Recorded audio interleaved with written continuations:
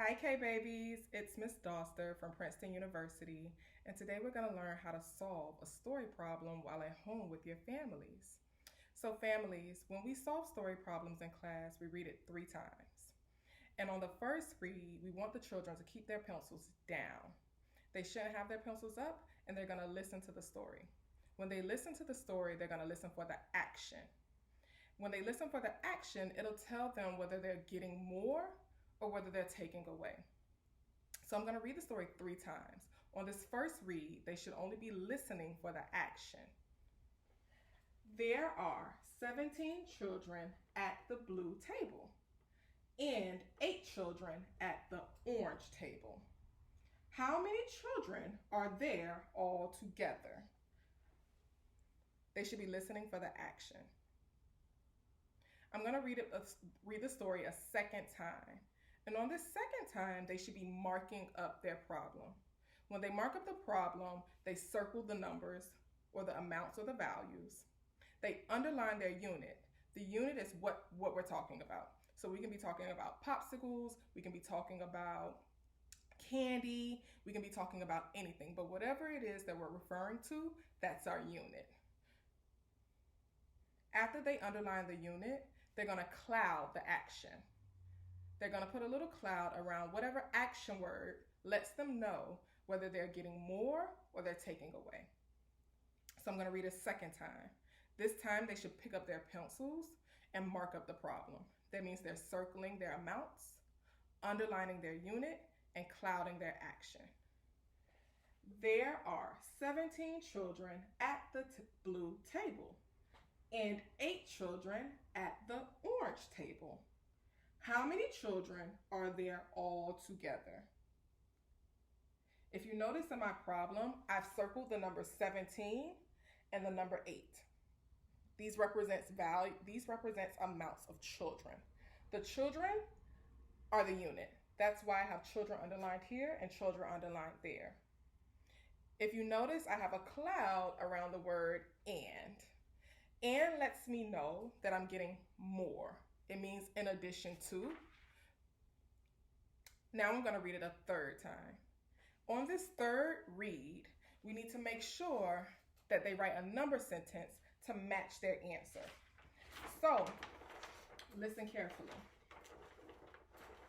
There are 17 children at the blue table and 8 children at the orange table. How many children are there all together? They can take a minute to write their number sentence now. It needs to match the story. Go ahead.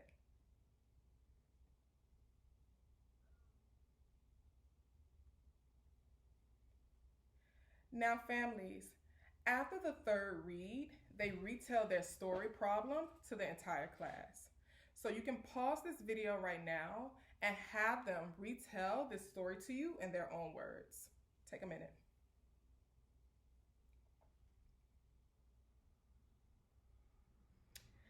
After you've paused the video and they've retold the story to you, then they will solve. They can solve using any strategy they like, but we prefer the most efficient or most sophisticated strategy. You'll see those strategies right now.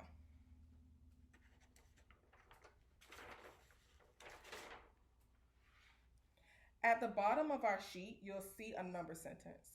This number sentence matches the story. So it says there are 17 children at the blue table.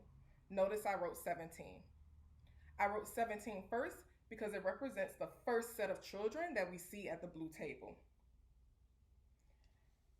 And then I put my plus sign because it represents in addition to or us getting more or more children coming.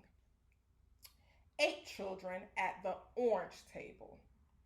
Then I wrote the number 8 because it represents the 8 children at the orange table that came to sit with them. How many children are there all together? So we wanted to know how many all together. So I put equals,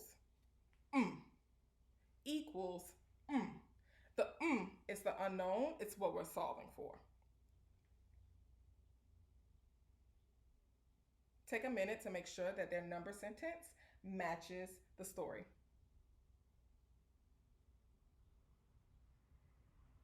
Now we're going to look at the two strategies that we use the most in class. These two strategies are the least efficient strategy and the most efficient strategy. The least efficient strategy is where the student draws 17 circles. Notice how when I make my first set of 17, I group them in 10. So on this first row, you see 1, 2, 3, 4, 5, 6, 7, 8, 9, 10. And then I start a new row. 11, 12, 13, 14, 15, 16, 17. This is a good way to help them keep their work organized as they're working. Next, I draw a set of 8 to represent the 8 children at the orange table. 1, 2, 3, 4, 5, 6, 7, 8. Then I count them all together by double labeling on top of each circle. 1, 2, 3, 4, 5, 6, 7, 8, 9, 10, 11, 12, 13, 14, 15, 16, 17, 18, 19, 20, 21, 22, 23, 24, 25. 17 plus 8 equals 25. This is the least efficient strategy because it takes the most amount of time.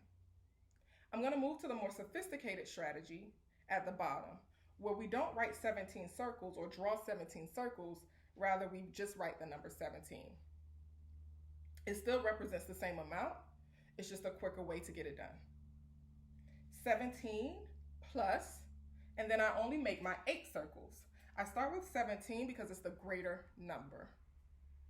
17 plus 1, 2, 3, 4, 5, 6, 7, 8, again to represent the 8 children at the orange table, and then I count on. 17, after 17, on top I double label 18, 19, 20, 21, 22, 23, 24, 25. 17 plus 8 equals 25 children. It does not matter which strategy your child uses. We would prefer for them to use the most sophisticated strategy, which will be the counting on strategy.